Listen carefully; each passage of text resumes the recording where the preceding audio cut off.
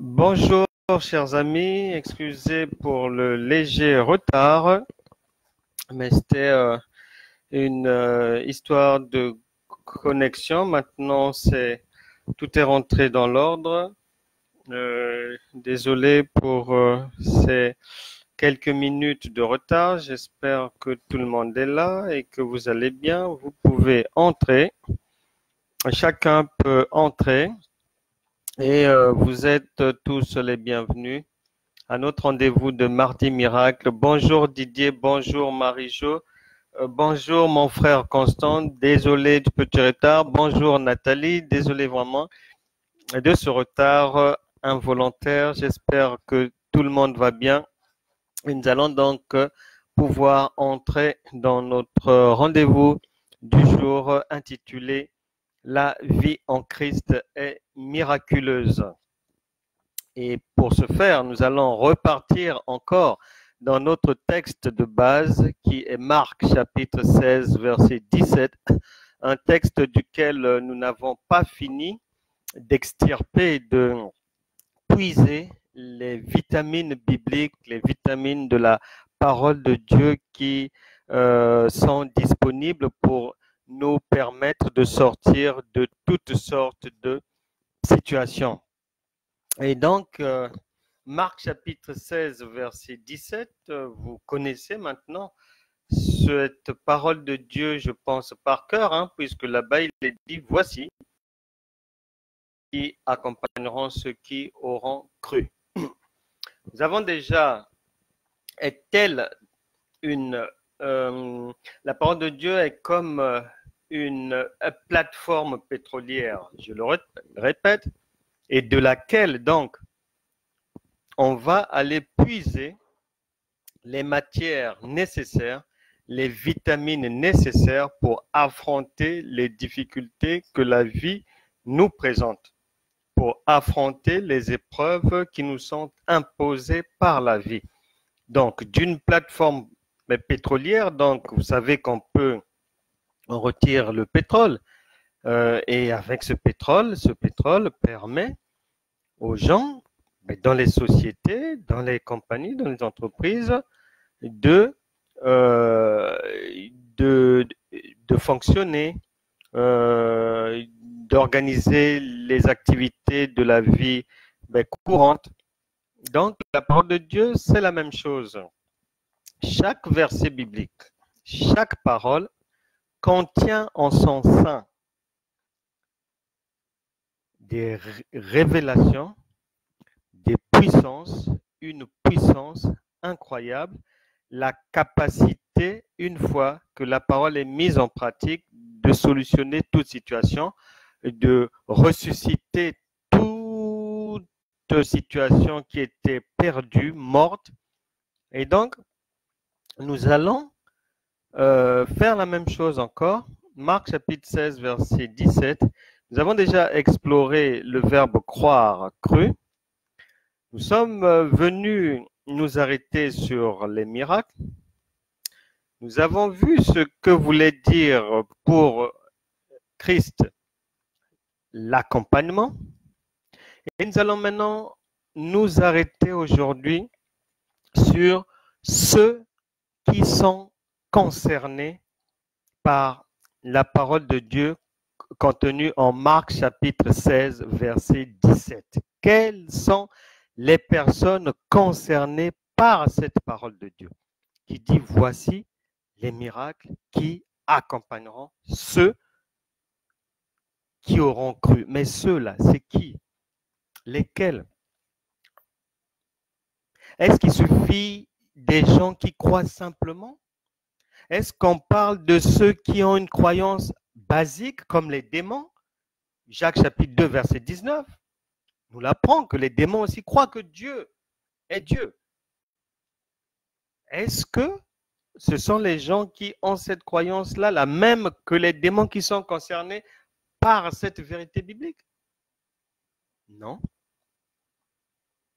Il y a ce verset, cette parole de Dieu s'adresse à une catégorie précise et particulière de croyants qui ont une marche, une foi agréable à Dieu.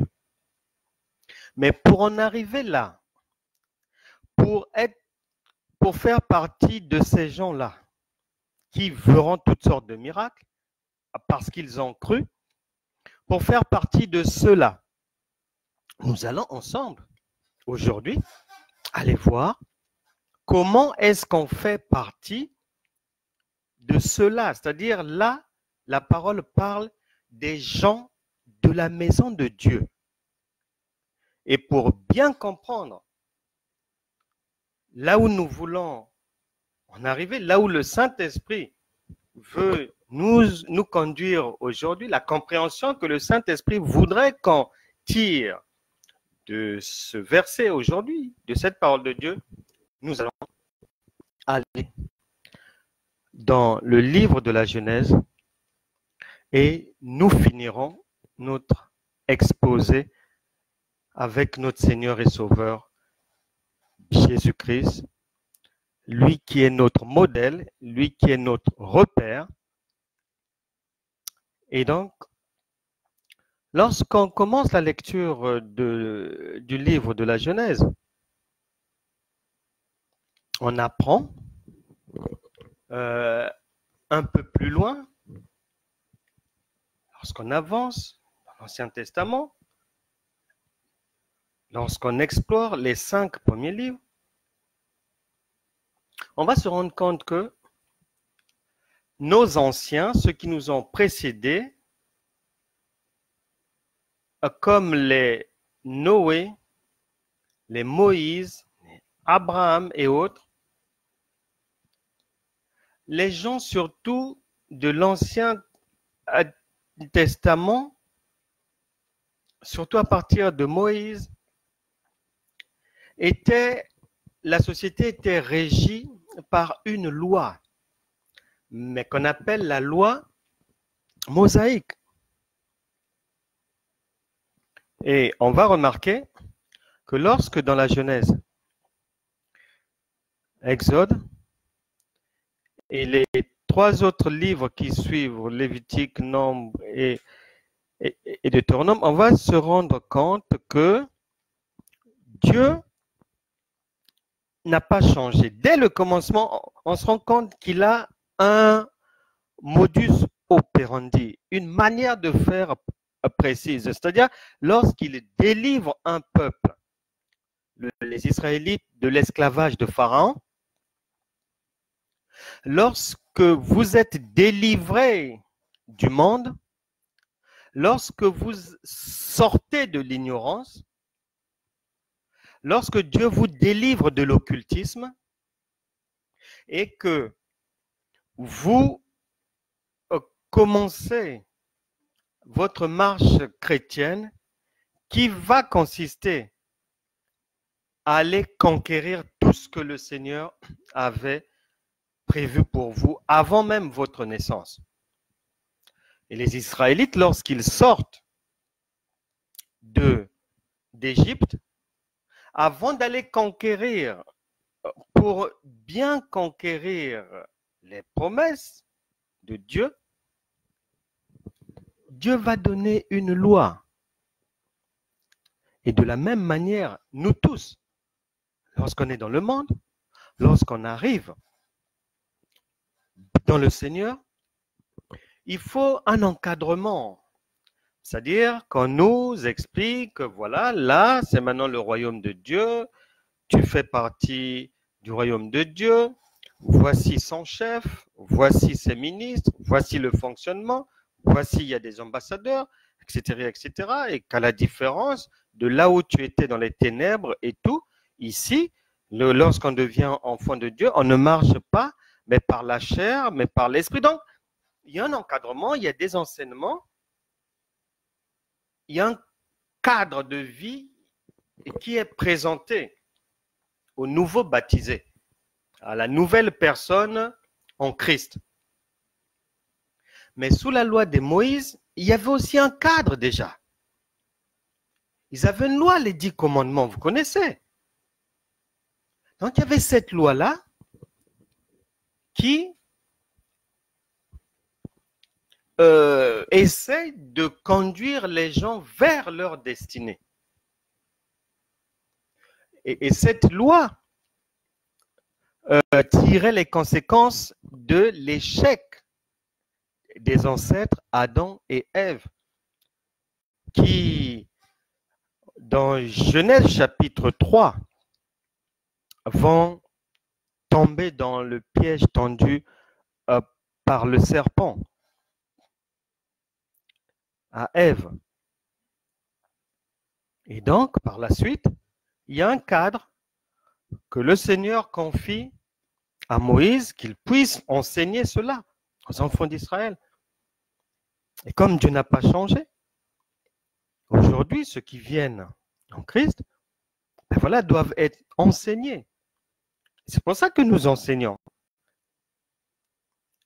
Pour que le chrétien puisse savoir, puisse bien découvrir, connaître, maîtriser son identité en Christ afin de marcher par l'Esprit et aller conquérir les promesses de Dieu et avoir une vie victorieuse.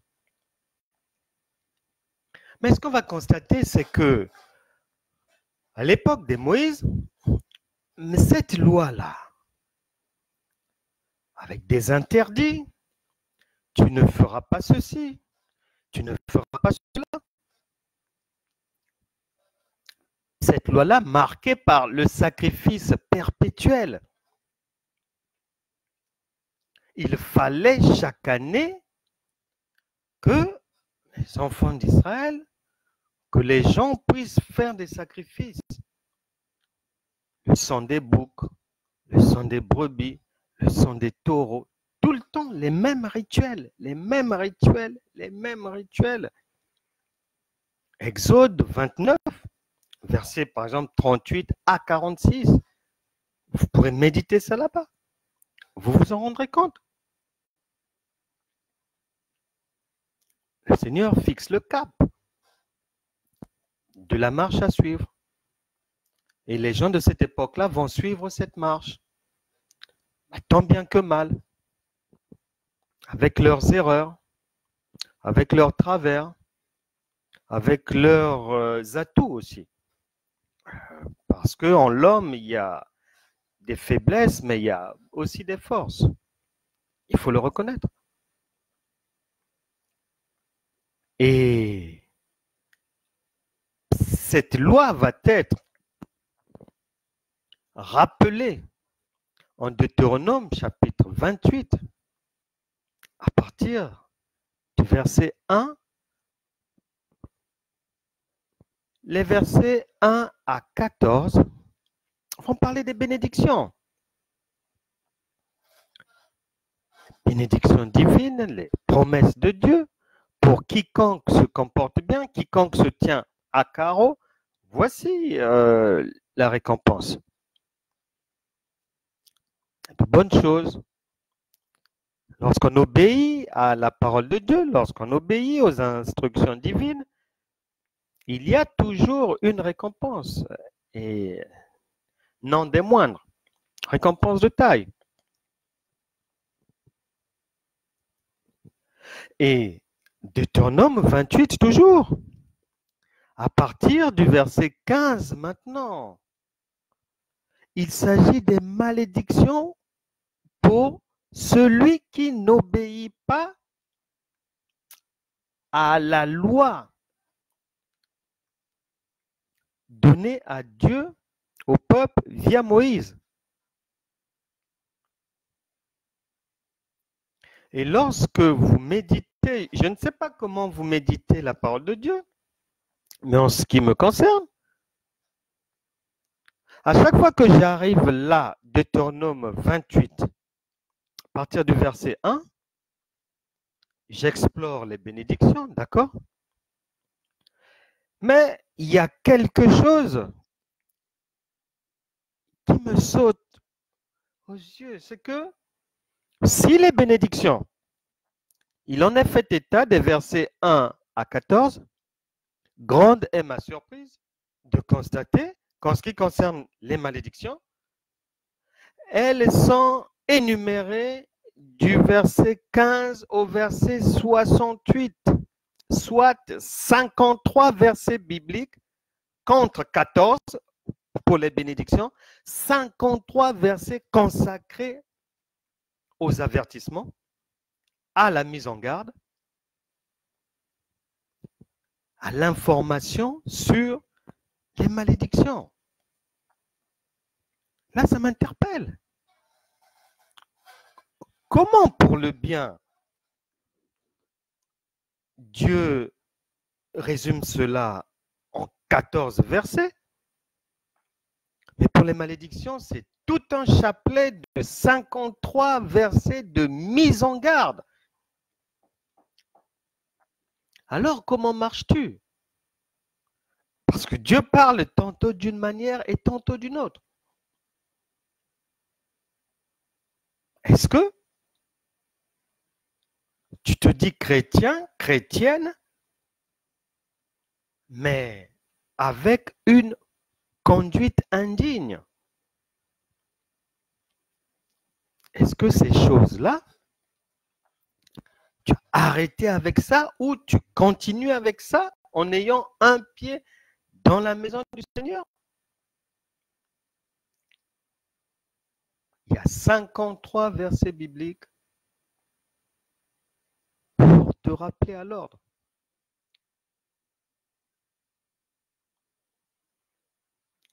Dans ces malédictions, dans ces interdits, il y a beaucoup de choses que les gens font, même les chrétiens, ou des gens qui se disent chrétiens, mais pourtant la parole de Dieu est claire. Elle est la même hier, aujourd'hui et éternellement. Tu ne coucheras pas avec la femme de ton père, tu ne verras pas sa nudité. Tu ne prendras pas la femme de ton prochain.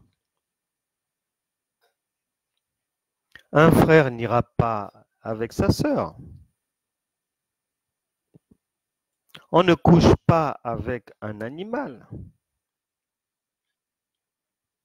L'adultère, je n'entre même pas là-bas.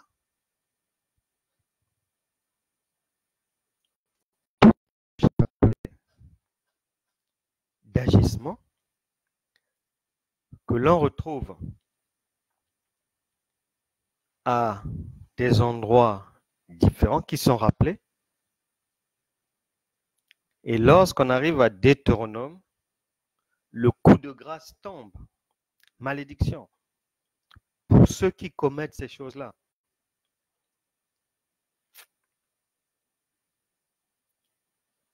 Alors, lorsque on en arrive là, il y a lieu de se poser la question. Est-ce que dans tout ce qui est listé là, je me retrouve encore ou pas? J'ai 30 ans, j'ai 25 ans, j'ai 15 ans d'ancienneté, de chrétienté, mais est-ce que je me retrouve encore dans ces choses? Vous devez vous examiner. Je me souviens du témoignage d'un homme de Dieu encore en exercice. Il a une quarantaine d'années de ministère. Il disait que lorsqu'il s'était converti, c'était dans le sud de la France, faisait partie d'une église réveillée. Le pasteur était français, les autres responsables français. Et il y avait un melting pot dans cette église qui vraiment était réveillée et la parole de Dieu qui était prêchée l'avait vraiment touché. Donc, il était lancé dans le premier zèle. Il avait reçu Jésus-Christ comme son Seigneur et Sauveur. Il était très content. Et toutes les activités dans l'assemblée étaient vraiment bien. Il était vraiment content, joyeux d'avoir rencontré son Dieu. Mais un jour, dans ces premiers mois de marche chrétienne, ils vont avoir une activité et il fallait que quelqu'un le dépose au campus universitaire, là où il était logé. Et donc, il y a 3 anciens de l'église. Bon, l'un d'eux était venu avec les autres anciens. Donc, ils lui ont dit non, il n'y a pas de problème. Au retour, on va te déposer. Il n'y a pas de problème. Au retour, lorsqu'ils étaient en train de cheminer, lui avait un problème. Le jeune converti avait un problème. Et c'était un problème de masturbation. Donc, ce jour-là, il va, profitant de ce cadre confidentiel avec les 3 anciens sur la route, il va profiter pour se confier à eux, pour rechercher de l'aide et qu'ils puissent lui montrer la démarche à suivre pour sortir de la masturbation. Il leur confie la chose.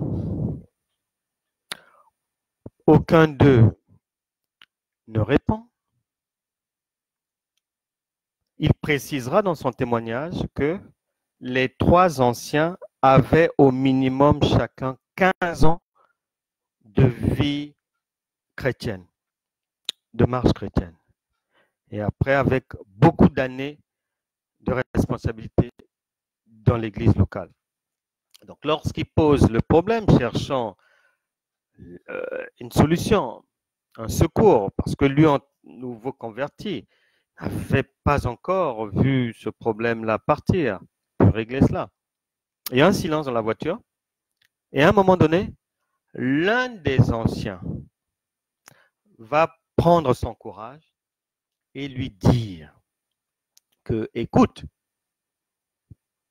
nous ne sommes pas les bonnes personnes vers lesquelles tu peux te tourner. Parce que nous-mêmes, depuis que nous sommes venus dans le Seigneur, nous avons encore ce problème. Alors là, le jeune converti était choqué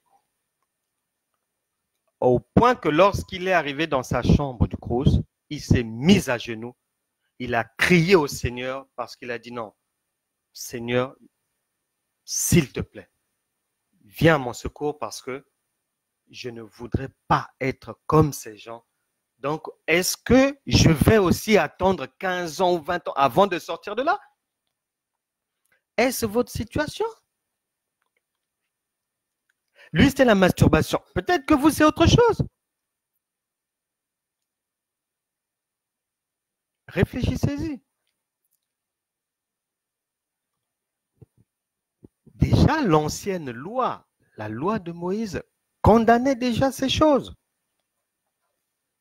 C'est pour ça qu'il faut poser des questions au Seigneur sur sa propre vie. Et malgré la loi, comme Dieu constata que l'homme avait vraiment du mal à marcher en obéissant à cette loi, à la loi divine, dans son amour, Dieu, qui a un futur passé, va venir mettre un plan B à exécution avec pour objectif, vu que de l'extérieur, l'homme a du mal à marcher selon la loi, vu que le sang des boucs, des taureaux, des béliers et autres, les sacrifices annuels, n'ont pas pu venir à bout du péché humain, Dieu va imaginer ce qu'il avait déjà prévu, il va maintenant activer la mise en pratique du secours de l'homme par la venue d'un Messie. Or, tous les prophètes avaient déjà et ont annoncé sa venue. Et si vous êtes chrétien, et que dans les 66 livres de la parole de Dieu,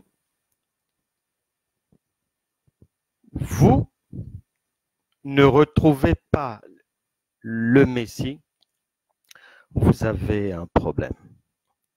Parce que l'arche de Noé, l'arche du secours, c'est l'image du Messie. Le sacrifice d'Isaac, il devait être donné en sacrifice par son père. C'était un, comment on appelle ça? Comment on appelle ça? Une préparation, un brouillon de la mise en place du secours de l'homme par le sacrifice. Le sacrifice du mont Morija annonce déjà Jésus. Il est là-bas. Josué, le conquérant, pour aller se saisir des promesses divines. Cette image de la conquête, c'est Jésus-Christ. Gédéon, le libérateur, c'était l'image du Christ. Samson, le vengeur des ennemis du peuple d'Israël, de vos ennemis, c'est le Christ qui était annoncé. C'était l'ombre des choses à venir. Donc, la venue de Christ était déjà annoncée. Et même vos ennemis, Dieu s'en occupe. Pour ceux qui sont rêveurs, ils doivent savoir que Jésus-Christ viendra aussi pour régler les comptes des ennemis de Dieu. Premier livre de Samuel, chapitre 2, verset 10. Là-bas, vous découvrirez que Dieu a des ennemis. Et vous êtes des dieux. Donc ce n'est pas étonnant. Si vous êtes persécuté, si vous vous retrouvez dans des difficultés, si on veut vous barrer la route, si on veut vous empêcher de devenir, vous avez des ennemis. Car Dieu lui-même a des ennemis. Tous les prophètes ont annoncé la venue du Messie. Et la venue du Messie aura pour principal objectif l'avènement d'une nouvelle ère. Et Moïse, en Deutéronome chapitre 18, verset 15,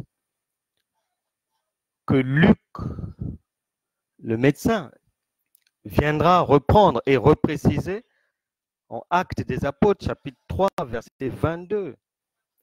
Moïse avait déjà dit, et Luc le redit, reprend ce que Moïse a dit en disant que Moïse avait dit en son temps à ses frères que Dieu vous suscitera d'entre vos frères un prophète comme moi, vous l'écouterez en tout ce qu'il vous dira de faire. Il annonçait déjà la venue du Christ. Et donc cette loi qui est improductive, on va dire, la loi de Moïse, Donc les résultats ne sont pas au niveau attendu, cette loi va faire l'objet d'une amélioration. Et l'amélioration va être annoncée. La saison de cette amélioration va être annoncée avec vaillance par Jean-Baptiste, qui va préparer le terrain, qui va apporter le message de la venue du Christ. Et donc, il fallait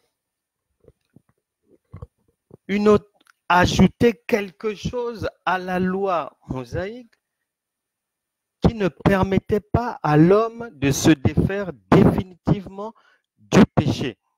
Jésus-Christ, donc, à partir de sa venue, le Nouveau Testament, donc, à partir du livre de Matthieu, va venir ouvrir une nouvelle ère. Et pour faire vite et pour résumer les 3 années du ministère de Jésus, ces 3 années ont consisté simplement à apporter l'information, à donner les enseignements et à démontrer par des évidences, guérison, on chasse les démons, toutes les preuves à ses frères, à quiconque, que préparez-vous, nous allons rentrer dans une nouvelle saison. Et aujourd'hui encore, comme à cette époque-là, beaucoup d'enfants de Dieu ont du mal à saisir le message du Christ. Jésus s'est évertué nuit et jour à exposer la vie nouvelle en Christ, la nouvelle saison. Et cette nouvelle saison ne fonctionnera plus par rapport à la loi de Moïse. Une loi qui manquait de puissance, qui manquait de dynamisme. Il fallait la compléter, l'améliorer, la sophistiquer. Et les 3 ans d'enseignement de Jésus-Christ, le Saint-Esprit, après cela, chargera l'apôtre Paul d'expliquer encore dans les détails ce que le Seigneur avait dit pendant les 3 ans, et c'est ce que l'apôtre se chargera de faire dans son épître aux Romains, exposant que la venue de Jésus, ses enseignements, sa pratique, c'est la démonstration du passage de la vie de la loi à la loi de l'esprit de vie. C'est là où je veux vous emmener. C'est là où je veux vous emmener. Le problème est que nombreux des chrétiens aujourd'hui, ou de ceux qui se disent chrétiens, comme les juifs de l'époque, ont du mal à saisir ces vérités mystérieuses, mais réelles, que nous, on a changé d'air. Nous ne sommes plus à l'ère animale. L'ère charnelle, c'est fini. Nous sommes dans la vie en Christ par l'esprit de vie. C'est-à-dire, la marche chrétienne est une marche spirituelle. Elle n'est pas physique. Elle n'est pas charnelle. C'est pour ça que les assemblées qui demeurent dans la coutume, dans les traditions, répétant les erreurs apprises par les anciens, les autres et tout, les reproduisant. Non. Et l'une des difficultés que les gens ont à saisir que la vie chrétienne est une vie miraculeuse, c'est que, comme les Juifs de l'époque, beaucoup de gens aujourd'hui ont mis dans leur tête, ont planifié les voies et moyens du secours de Dieu, des interventions divines, des capacités divines. Ils ont chargé dans leur tête les chemins du surnaturel, enfermant le surnaturel dans une prison, alors que l'Esprit de Dieu n'est pas lié. On ne peut pas l'enfermer. Dieu est libre, son esprit est souverain. Ésaïe 53, verset 2. Il s'est élevé devant lui comme une faible plante. On prophétise sur la venue du Seigneur Jésus. Ésaïe en parle, fait la projection, prophétise qu'il viendra comme une faible plante.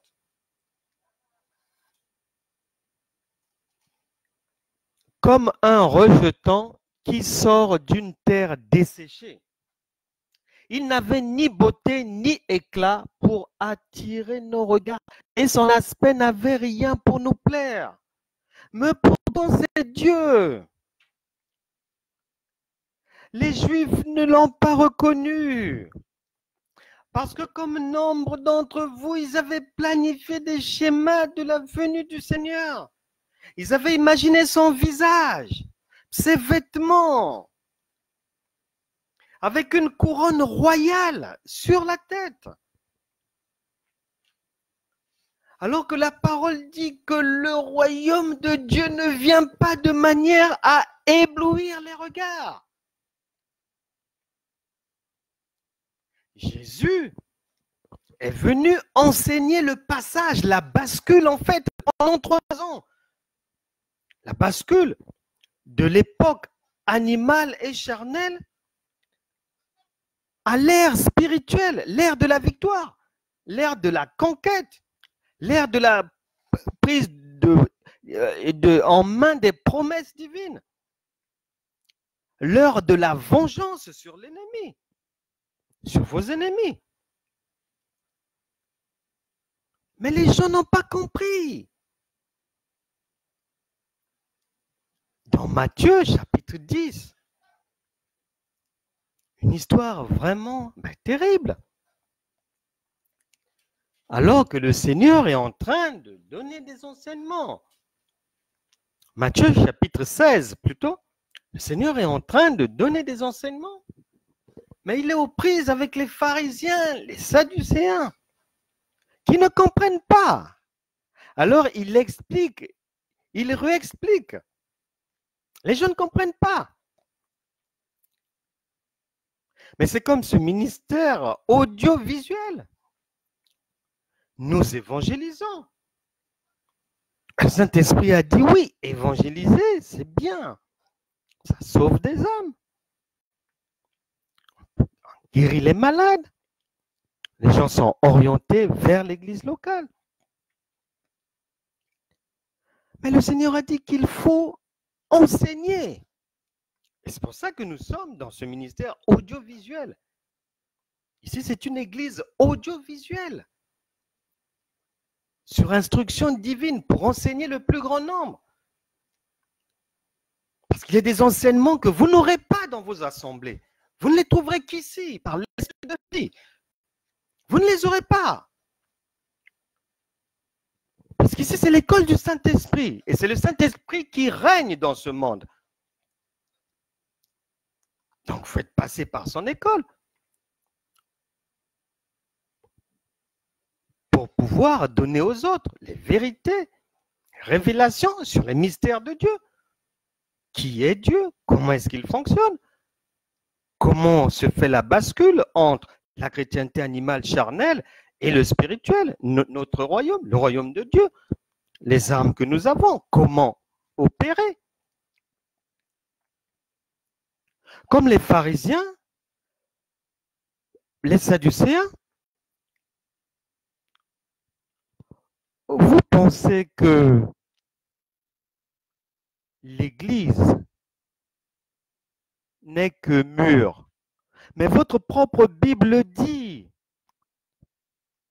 au moins à 2 endroits, que Dieu n'habite pas dans des temples faits de main d'homme. Nous aimons les églises, on rentre dans les églises, on prêche dans les églises, on va dans les églises. Mais c'est pour dire, Jésus-Christ est venu enseigner de nouvelles choses. Aujourd'hui, à tout un chacun de savoir que Dieu a plusieurs manières de faire. Mais d'ailleurs, si vous avez une Bible, vous prenez rien que tout le Nouveau Testament, en commençant par notre modèle, le Seigneur Jésus-Christ lui-même, les apôtres et toute la compagnie des apôtres, prophètes, prophétesses et autres. Mais 90% de ce travail s'est fait en dehors de 4 murs d'une église. C'est une œuvre d'évangélisation soutenue par l'enseignement du Saint-Esprit. Jésus, l'apôtre Paul, les Barnabas, les Pierre et autres entraient de temps à autre dans des synagogues, églises, pour apporter le message. Mais leur impact, mais c'était dans la société. Ils ont d'abord été évangélistes, tout fait. Avant, parce que c'est là où commencent les choses. C'est là où on est au contact des païens. Et après, toute la chaîne des pasteurs et autres suivent, prennent le relais. Un jour, le Seigneur m'a demandé, mais pourquoi voulez-vous toujours refaire ce que les autres font? Non seulement refaire, mais avec des erreurs. Le Saint-Esprit m'a déjà interpellé dans les années passées. Est-ce que tu sais que le diable n'a rien inventé? Oui, Seigneur, je sais que le diable n'a rien inventé. Est-ce que tu sais que le diable est un copieur? Oui, Seigneur, je sais que le diable est un copieur. Bon. Est-ce que tu sais que lorsque les gens vont chez les agents du diable, marabouts, féticheurs et autres, est-ce que tu sais que pour maudire quelqu'un, il y a juste une phrase à dire, un mot à dire, ou envoyer un sort? Les marabouts et autres prononcent des mots, des phrases comme ça, ou même quand un parent veut maudire quelqu'un, ça se fait par la gestuelle ou bien 2 à 3 mots. Est-ce que tu le sais? Mais combien de temps ça prend? Je dis non, c'est rapide. C'est des mots, des phrases, un geste, cela. Bon. Puisque tu sais que le diable est copieur, trouves-tu normal pour des gens qui copient ce que moi, Dieu, j'ai créé et fait, et ce que j'ai mis à votre disposition, trouves-tu normal que pour mettre en place le mal, les méchants ne prennent pas beaucoup de temps? C'est 2, 3 mots, une phrase, cela. Et pourquoi est-ce que vous, pour enlever ce mal, il vous faut toute une nuit de veillée de prière? Pourquoi est-ce que pour enlever le mal, il vous faut vous rider le visage, souffrir pour enlever quelque chose que les gens n'ont même pas mis 10 secondes à mettre en place, en envoyant des mauvais esprits, en prononçant des paroles? Pourquoi? Voilà le problème des chrétiens. Jésus exposait les choses, disant aux gens qu'on va changer d'ère, enseignant que cette nouvelle ère, elle est comme ceci, comme cela. C'est un royaume maintenant. Voici les armes pour opérer dans ce royaume. Il y a un combat spirituel qui nous est imposé. Il exposait. Et moi aussi, ici, J'expose des vérités bibliques avec une application que les gens n'ont pas l'habitude de voir, mais ça vient de Dieu. Le Saint-Esprit n'a pas besoin pour régler une maladie, ni de la présence de quelqu'un, ni d'une imposition obligatoirement des mains, ni même de prier pendant 20 minutes ou quoi. Non, puisque les méchants mettent seulement des secondes pour envoyer le mal. Pourquoi est-ce que vous voulez mettre des années pour enlever ce mal? Oh, ça ne va pas. Ça ne va pas dans la chrétienté. Et les gens reproduisent les mêmes erreurs, les mêmes hérésies. Mais non. Nous sommes là, dans une nouvelle ère, parce que le Seigneur est en train de faire venir un réveil spirituel sur cette partie de l'Europe. Le diable est déjà, avec ses ministres, avancé dans ses ruses pour entraîner le plus grand nombre à la perdition, par des ruses incroyables. Mais le Saint-Esprit qui est en vous est venu apporter des solutions de facilité. Il suffit de l'envoyer faire ce travail. Il suffit de l'impliquer dans votre quotidien, dans votre vie. Mais les gens ne comprennent pas. La vie en Christ est une vie miraculeuse. Ça n'a rien à voir avec les coutumes, les traditions des églises. Elle est miraculeuse. Elle tient sur le miracle. Et ce matin, j'ai échangé avec un ancien d'une église dans le sud de la France qui me disait que non, moi, quand je suis les gens dans l'église, les brebis et tout, je veux voir du résultat. Mais les autres anciens, ça ne les intéresse pas, ils sont là, ils font leur tâche, après ils plient bagages, ils rentrent chez eux sans se soucier du devenir des brebis, s'il y a des avancées ou quoi, si cela.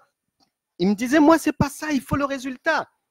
Voilà quelqu'un qui a compris que la nouvelle ère dans laquelle nous sommes, celle de l'esprit, il faut du résultat parce que le Saint-Esprit est le kérosène qui manquait, le mazout qui manquait à la fusée de la loi mosaïque pour décoller et remporter la victoire. Et aujourd'hui, les gens ne comprennent pas. Il y a toujours le pharisianisme. Les Sadducéens sont là, ils ont d'autres noms. Il y a tellement de dénominations, tellement de genres d'assemblées, mais la réalité est la même, c'est du pharisianisme. On est dans la maison de Dieu, mais ne comprenons pas que le fonctionnement a changé. Et le Seigneur Jésus est surpris. Il le dit. Matthieu chapitre 16, verset 8, je peux le lire. Jésus, l'ayant connu, dit, pourquoi raisonnez-vous en vous-même, gens de peu de foi, sur ce que vous n'avez pas pris de pain? Êtes-vous encore sans intelligence? Et ne vous rappelez-vous plus les 5 pains des 5000 hommes et combien de paniers vous avez emportés, pour leur faire comprendre que ce n'est pas une histoire de nourriture, c'est une histoire de miracle. Verset 10, Matthieu 16, 10, ni les 7 pains des 4000 hommes et combien de corbeilles vous avez emportés? Comment ne comprenez-vous pas que ce n'est pas au sujet de pain que je vous ai parlé? Vous, quand vous lisez pain, vous pensez que c'est du pain. Ce n'est pas le pain. Ce sont des choses profondes, des vérités établies, profondes, de Dieu, des puissances, des vitamines. Alors, ils comprirent que ce n'était pas du levain du pain qu'il avait dit de se garder, mais de l'enseignement des pharisiens et des sadducéens. Ces gens-là sont toujours dans l'église. Êtes-vous dans une église pharisianiste? Vous n'avancerez jamais. Êtes-vous membre d'une communauté chrétienne sadducéenne? Vous êtes immobilisé. Parce que la nouvelle saison, il faut l'esprit de vie. J'ai aimé hier une dame, Tina, me disant qu'elle aimait voir chez les gens émerger le fruit de l'esprit. Voilà des gens qui ont compris que nous étions dans une nouvelle ère. Et Jésus ne s'arrête pas là. Il est vraiment, il est fatigué. Que les gens ne comprennent pas. Et aujourd'hui, c'est pareil. Jean chapitre 8, 42 à 43, je vais vous lire ça. Jésus leur dit, si Dieu était votre Père, vous m'aimeriez, car c'est de Dieu que je suis sorti et que je viens.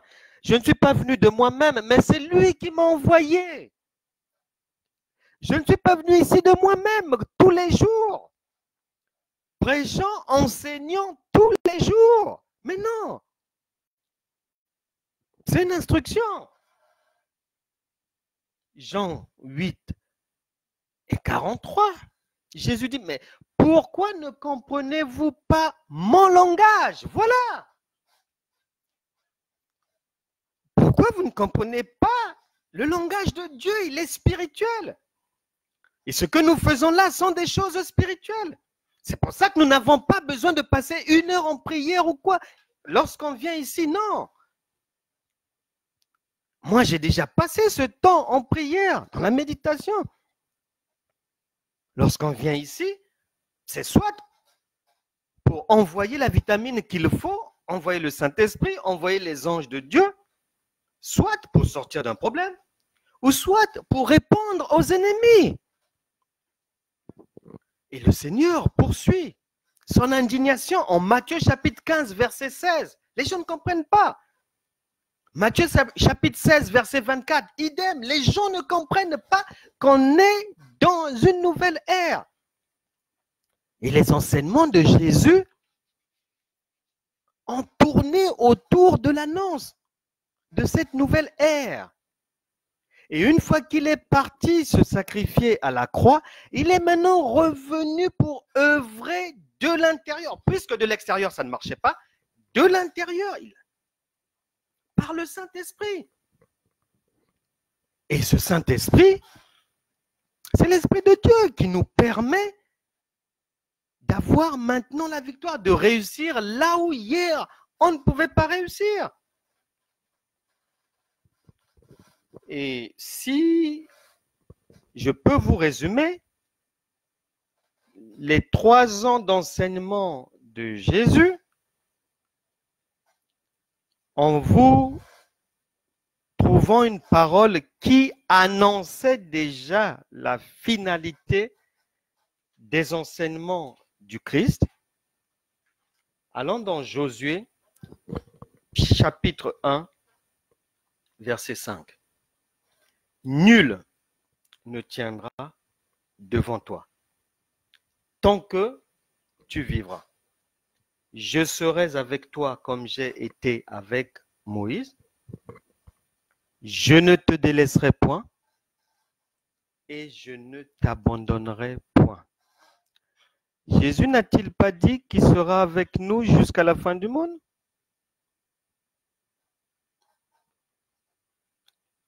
Cette parole est annoncée ici, plusieurs siècles auparavant. Et maintenant, dans notre nouvelle ère, marquée par la venue du Saint-Esprit, en fait, tous les enseignements de Jésus, pour les résumer encore d'une autre manière, il construisait une maison, l'Église, mais l'Église corps de Christ. Une maison. Maintenant, dans cette maison, il y a déjà tout. Mais il y a encore les ténèbres parce qu'il n'y a pas encore la lumière. Maintenant, lorsque Jésus part, lorsqu'il revient en nous par le Saint-Esprit, mais le Saint-Esprit, c'est l'interrupteur maintenant qu'on a appuyé et la lumière fut. Voilà. Nous sommes passer de l'ignorance, des ténèbres de Satan à la vie nouvelle en Christ, une vie éclairée. Jésus a posé la fondation, a fait monter les murs par ses enseignements, en prouvant tout ce qu'il fallait faire, en faisant des tests, en faisant des essais, des entraînements, des guérisons miracles, entraînant les disciples, résurrection, beaucoup de guérisons, parlant de toutes sortes, tous les domaines de la vie humaine, ressuscitant les morts. Il a tout fait. Les tests ont été très concluants.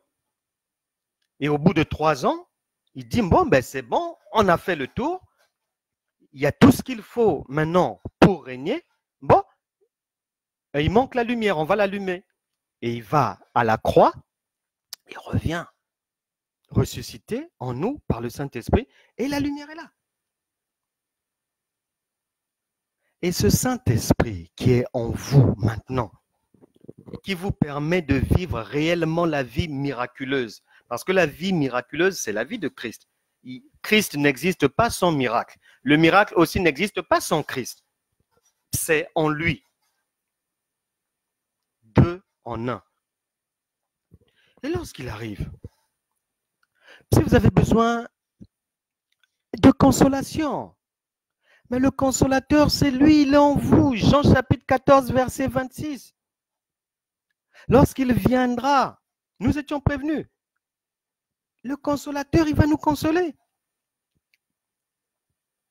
Et même si Romains chapitre 3, verset 23 dit que nous tous, nous avons péché et nous sommes privés de la gloire de Dieu. Le Saint-Esprit, sa miséricorde, vient pour nous blanchir de tout péché. Si nous sommes dans l'ignorance, toujours Jean chapitre 14, verset 26 nous dit que le Saint-Esprit qui est en vous va vous enseigner. Et les dons spirituels, vous les avez, puisque le Saint-Esprit en vous, vous les a apportés. 1 Corinthiens chapitre 12. Allez méditer là-bas. S'il vous manque l'amour, la patience, la bienveillance, la maîtrise de soi, l'honnêteté et autres composantes du fruit de l'esprit, c'est le fruit de ce Saint-Esprit qui est maintenant en vous, le fruit de l'esprit. Galates chapitre 5, verset 22. Et si vous êtes un criminel, on va dire, si vous êtes voleur, si vous êtes adultère, il n'y a pas de problème quand vous venez nous rejoindre dans notre royaume. Il n'y a pas de problème. Puisque vous êtes lavés, vous êtes blanchis, vos péchés, vos iniquités sont oubliés par Actes des Apôtres, chapitre 17, verset 30. Luc, chapitre 24, verset 47. Que dans les temps d'ignorance, Dieu pardonne. Vous étiez dans l'ignorance, vous êtes pardonnés par l'Esprit de Dieu. Si vous étiez sous une malédiction avec l'esprit de vie, avec la vie miracle en vous, mais elle est brisée. Romains chapitre 1, chapitre 8, verset 1. Mais maintenant donc, il n'y a plus de condamnation pour ceux qui sont en Jésus, ceux qui sont en Christ. Si vous étiez malade, Marc chapitre 16, verset 18 vous sort de la maladie. Si ce sont les démons, c'est notre texte de base à mettre en pratique. Marc chapitre 16, verset 17. Voilà la vitamine. la thérapie. Si ce sont les ruses de Satan qui vous liaient, mais vous avez maintenant Luc chapitre 10, 18, 19, Éphésiens chapitre 4, verset 27, pour vous défaire des ruses du diable. Et la liste est longue, mais pour aller vite, je vais quand même, avant de finir, mais relever deux choses qui m'ont étonné et à laquelle nous devons faire tous attention. C'est que dans tout le chapelet de toutes nos iniquités, de tous les péchés que le Saint-Esprit va balayer, nous sommes prévenus quand même dans le premier livre des Corinthiens, chapitre 6, verset 18. Là-bas, il n'est pas dit que le Saint-Esprit viendra enlever ça. Là-bas, il n'est pas dit que ça sera effacé, oublié, etc., etc. Non. Là-bas, il est dit, fouillez l'impudicité. Prenez vos jambes, fouillez. Ça s'interpelle. Les autres péchés sont oubliés, effacés, nettoyés. Mais l'impudicité, on vient dire, il faut prendre ses jambes et fuir. Alors, si vous êtes dans l'impudicité, si vous avez du mal avec ça, c'est à vous de prendre vos responsabilités. De ne plus aller voir cette dame, de ne plus l'appeler, de rompre tout contact avec ce monsieur. Si vous fréquentez une assemblée et qu'il y a quelqu'un là-bas qui vous fait toujours tomber dans le péché, mais fouiller l'impudicité veut dire changer d'assemblée, c'est tout. Dieu ne viendra pas le faire à votre place, c'est à vous-même de prendre vos responsabilités et de le faire. Le Saint-Esprit qui est en vous ne le fera pas, puisqu'il vous a déjà dit, il faut prendre les jambes et partir. Les voleurs aussi, les gens malhonnêtes. Il y a une autre exception pour ce cas de figure. Éphésiens chapitre 4, verset 28 dit clairement, il ne dit pas que le Saint-Esprit viendra effacer cela, non. Là, en lisant, en méditant ça, depuis longtemps, j'étais surpris. Là, il est dit non, que celui qui dérobait ne dérobe plus, c'est tout. Que celui qui dérobait ne dérobe plus. Et il y a un autre passage encore où on parle des menteurs. Jacques dit que chacun dise la vérité à son prochain. Et il trouvera la guérison. Donc, il est impérieux pour nous tous, si l'on veut vraiment, de manière effective et réelle, être chrétien selon les standards de Dieu, il nous faut faire la bascule entre ce qui est charnel, ce qui est animal, à venir en Christ dans le royaume de Dieu, le royaume spirituel, et marcher par la foi. Car l'Esprit de Dieu, la vie de l'Esprit est active par la foi. Et c'est ce que nous enseignons ici. On ne sait pas jusqu'à quand. Je n'ai pas reçu de nouvelles instructions du Seigneur pour changer de cap. Donc, si il ne revient pas d'ici là, même dans 1000 ans, s'il nous garde en vie, on se retrouvera ici tous les jours. Parce que ces vérités doivent passer, ces vitamines doivent être avalées. Le logiciel de pensée doit changer. On a changé d'air. On n'est plus dans la coutume, dans la tradition, non.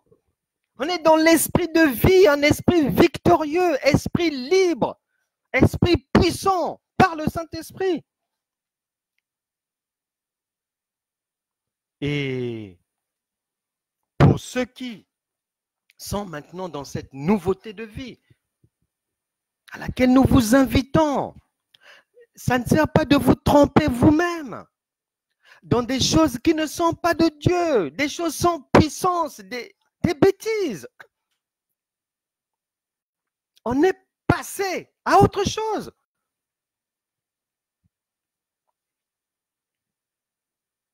Maintenant, si vous arrivez à faire la bascule, si vous suivez bien ces enseignements, si vous permettez au Saint-Esprit de vous enseigner et de bien œuvrer en vous, vous aurez la délivrance, vous aurez la guérison, vous aurez la prospérité, puisque dans la foi, le Saint-Esprit est venu en vous avec tout ce potentiel. Romains, chapitre 8, verset 28. C'est pour vous qui aspirez à vivre en esprit et dans le miraculeux. Parce que là-bas, il est dit que nous savons tous que toute chose concourt au bien de ceux qui aiment Dieu, de ceux qui sont appelés selon son dessein. Peu importe les situations que vos yeux voient, peu importe les courriers négatifs que vous recevez. Mais sachez que le Saint-Esprit qui est en vous, vous a déjà rendu victorieux. C'est à vous de croire en cela, de faire la bascule et d'appeler le miracle. Vous l'êtes déjà, vous êtes déjà dans la vie miraculeuse. Mais vous l'ignorez peut-être, mais vous l'êtes déjà.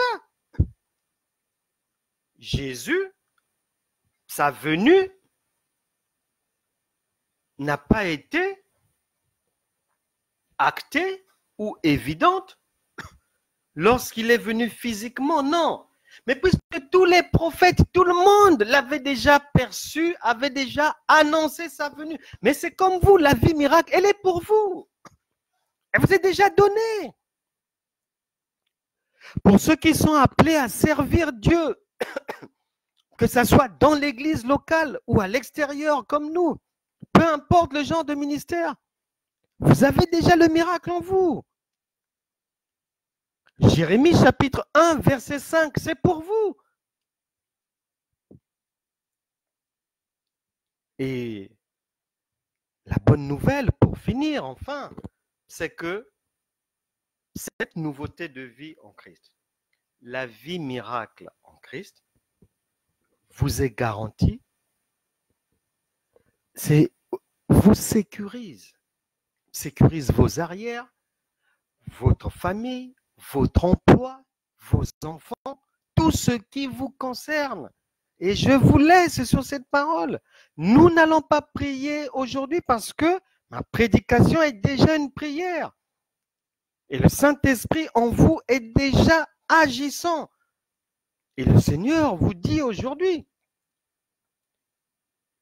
que la garantie suprême de la véracité, de l'évidence de cette nouveauté de vie, lui-même a dit, Jean chapitre 8, verset 36. Lorsqu'on arrive dans le royaume de Dieu, notre royaume, le royaume de l'esprit, de la marche par l'esprit, le royaume du miraculeux, le Seigneur dit pour vous que si le Fils vous affranchit, vous serez réellement libre. Et vous l'êtes désormais. Ainsi soit-il. Que Dieu vous bénisse. Excellente journée à vous. Je vous embrasse tous. On se retrouve demain, 13h, avec grand plaisir et beaucoup de fidélité. Je vous embrasse. À demain.